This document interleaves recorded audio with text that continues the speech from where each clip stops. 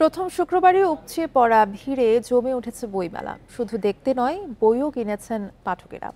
বই বিক্রি নিয়ে প্রকাশকরা জানান সন্তুষ্টির কথা। পাঠকরা বলেছেন, এবারের বইমেলায় কোনো নির্দিষ্ট গণ্ডির মানুষের মাঝে সীমাবদ্ধ নেই, তাই বেড়েছে পাঠক দর্শনার্থীর উপস্থিতি। শুক্রবারে সকাল 11টা থেকেই দর্শনার্থীর ভিড়ে সরগরম বইমেলা।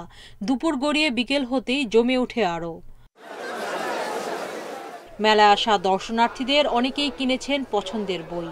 বাচ্চাদের নিয়ে ঘুরছি, বই কিনবো, ওদের কবিতার বই কিনে দেবো, ওকে ড্রয়িং বই কিনে দেবো। কিছু শিক্ষণীয় বই কেনার জন্য বাচ্চাদের প্রতি বছরে কিছু না কিছু বই কিনে দেই কিংবা কেনার জন্য আসি।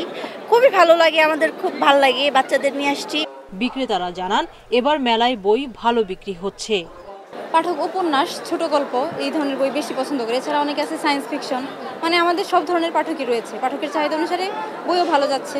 এত ভিড়ের মাঝে বই কিনতে পারবো না, আমি অনলাইনে কিনে নিব, কিন্তু তাও একটু আসতে ভালো লাগে, এই জন্যই মূলত বইমেলায় আসা। তো আমার মনে হয় বইমেলাটা সবার জন্য উন্মুক্ত এবং ওপেন হয়ে গেছে, এই জন্যই সব আসতে পারতেছে এখন। মেলায় প্রতিদিনই আসছে নতুন নতুন বই। লেখকদের প্রত্যাশা, পাঠকরা বেছে নেবেন তাদের পছন্দের বই। আমাদের মাতৃভাষা, তার উপরে আছে দেশপ্রেম, সর্বোপরি দেশপ্রেম, এগুলো মিলেই আমার কাব্যগ্রন্থ অনুভবে প্রকাশিত হয়েছে। গত বছরের বইগুলোও কিন্তু এবার বেশ কাটতি যাচ্ছে।